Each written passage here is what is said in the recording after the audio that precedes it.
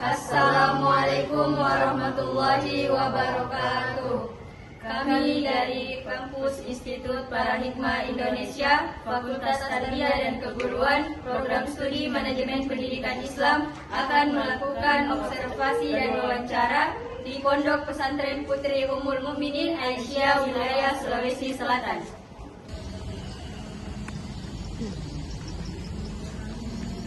Observasi Ummul Mukminin Prodi Manajemen Pendidikan Islam 2024. Sukses, sukses, sukses!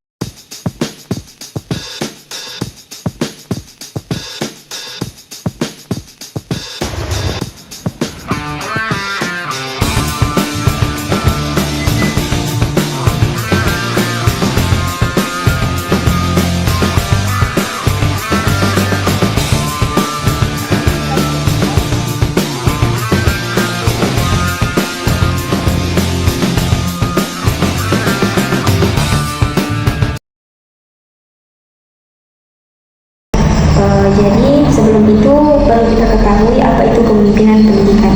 Jadi kepemimpinan pendidikan adalah proses di mana seorang pemimpin seperti kepala sekolah, direktur, ataupun pemimpin lainnya dalam lingkungan pendidikan itu mampu mempengaruhi, membimbing, dan mengarahkan anggota organisasi seperti guru, staf, siswa, dan masyarakat sekitar untuk mencapai tujuan pendidikan yang telah ditetapkan. Kepemimpinan ini juga tidak hanya berfokus pada proses mengelola, tetapi juga mencakup aspek visi, inovasi, dan juga kemampuan untuk menciptakan lingkungan yang efektif dan inklusif. Selanjutnya yaitu mendorong kemandirian melalui wirausaha. Jadi di Pondok Pesantren Putri Ummul Mukminin ini memiliki unit usaha seperti kantin yang melibatkan masyarakat sekitar dalam lingkungan ekonomi atau dalam proses yang melibatkan ekonomi. Nah, jadi masyarakat ini memiliki kesempatan untuk datang menjual makanan ataupun produk lainnya di area atau di lingkungan pondok. Nah, selanjutnya teman-teman, pemimpin pendidikan ini juga memiliki tanggung jawabnya tersendiri, yakni mendorong peningkatan mutu pendidikan, yang dimana memastikan kurikulum, metode pembelajaran serta sumber daya dapat meningkatkan keberhasilan peserta didik. Kedua, memberdayakan guru dan staf. Bagaimana pemimpin itu menciptakan lingkungan yang baik, kondusif, dan memberikan pelatihan dan motivasi agar meningkatkan kinerja mereka. Ketiga, menjalin kerjasama yang baik. Sebagaimana pemimpin tidak hanya bekerja sama dengan anggota-anggotanya, baik itu guru dan siswinya, tetapi mereka juga menjalin kerjasama terhadap orang tua, masyarakat, serta pemangku kepentingan lainnya untuk mendukung proses pembelajaran. Nah, kepemimpinan pendidikan yang efektif memerlukan komunikasi yang baik dan pengambilan keputusan yang strategis, serta memiliki pemahaman mendalam mengenai keperluan pendidikan.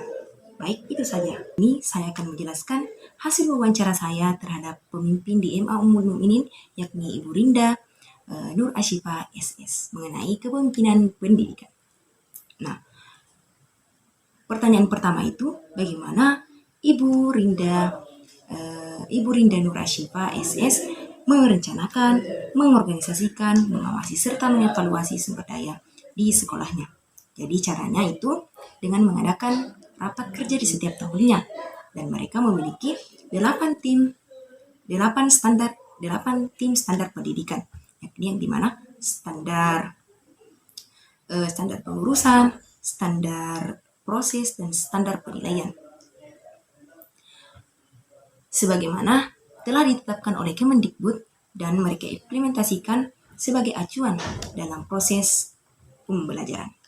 Nah, sebagaimana mereka telah agendakan dan rapatkan mengenai baik itu penetapan MIT dan pelatihan-pelatihan untuk guru.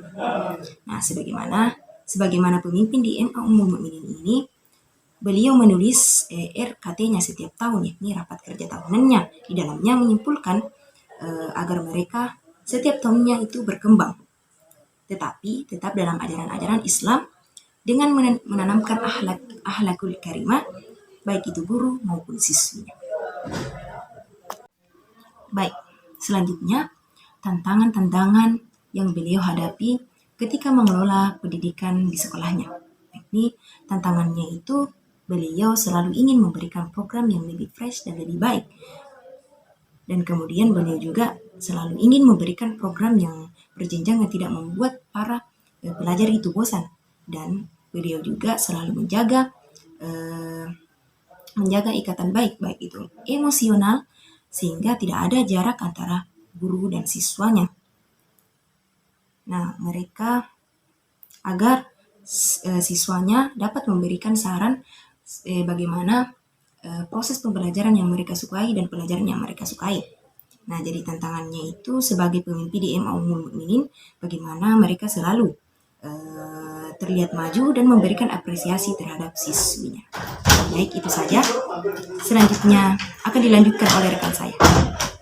Sudah? Bismillahirrahmanirrahim. Baiklah, di sini saya akan melanjutkan hasil dari wawancara kami mengenai kepemimpinan pendidikan. Jadi di sini saya akan memaparkan dari 2 pertanyaan pada bagian saya, yaitu mengenai kepemimpinan pendidikan. Kemudian hasil wawancara dari pertanyaan kedua yaitu tentang bagaimana peran kepala sekolah atau pemimpin dalam memastikan kualitas pendidikan dan upaya untuk meningkatkannya. Jadi telah terjawab bahwa dalam Pondok Pesantren Putri Ummul Mukminin ini yang pertama itu mereka rajin melakukan monitoring. Jadi kepala sekolah bersama dengan guru, wali kelas, staf dan juga wakil kepala sekolah rutin melakukan pemantauan dan juga evaluasi dalam proses pendidikan. Jadi hal ini mereka lakukan apabila terjadi suatu hal atau masalah, maka mereka akan mengadakan rapat ataupun diskusi secara bersama untuk mencari solusi. Kemudian yang kedua itu memastikan komunikasi yang efektif. Jadi kepala sekolah memastikan komunikasi yang baik kepada para pendidik dan juga santri agar kebutuhan dan juga tantangan dapat diketahui dan diatasi bersama. Jadi hal ini mereka juga lakukan untuk memastikan kualitas pendidikan tetap terjaga dan juga terus ditingkatkan. Mungkin itu saja hasil dari wawancara yang saya dapatkan. Sekian, Assalamualaikum warahmatullahi wabarakatuh. Baik, Assalamualaikum warahmatullahi wabarakatuh. Saya akan membacakan atau menyimpulkan hasil observasi dari MA Ummul Mukminin. Dari MA Ummul Mukminin tersendiri itu menggunakan 3 kurikulum. Yang pertama KMA, yang kedua kurikulum agama, yang ketiga kurikulum pondok. Lantas bagaimana cara MA Ummul Mukminin untuk mengimplementasikan 3 kurikulum tersebut? Cara pengimplementasian atau pelaksanaan 3 kurikulum tersebut yaitu menggabung semua kurikulum tersebut di dalam kurikulum pondok. Adapun di kelas 10 sendiri ada 28 pelajaran yang dimana terdiri dari pelajaran PKN, matematika, dan lain-lain. Terus ada juga pelajaran dari pondok, kurikulum pondok yaitu seperti Nahwu Shorof, bahasa Arab, dan lain-lainnya. Nah, adapun di kelas 11 tersendiri, mahasiswa atau murid harus atau diberikan pilihan sesuai minat mereka. Mereka ingin fokus di satu bidang seperti IPA ataupun di agama. Nah, adapun di kelas 12 itu sendiri, mahasiswa atau santri itu difokuskan untuk ke qiraatul kutub. Apa manfaat dari itu? Agar mempermudah atau ada penunjang untuk beasiswa ke luar negeri. Nah, lantas apa keunggulan dari kurikulum tersebut dan apa pengembangan dari siswa dari kurikulum tersebut? Yang pertama, keunggulannya yaitu para santri dapat membaca kitab. Terus yang kedua, mendapatkan bahasa Arab, bisa berbicara bahasa Arab dan juga bisa berbicara dalam bahasa Inggris. Dan juga sebagian santri juga diharuskan untuk menghafalkan Al-Quran. Itu manajemen kurikulum. Lantas bagaimana dengan sumber daya? Adapun cara mengelola sumber daya dari yang disampaikan oleh bagian kurikulum MA Ummul Mukminin, yaitu dengan berkolaborasi dalam menjalankan visi dan misi,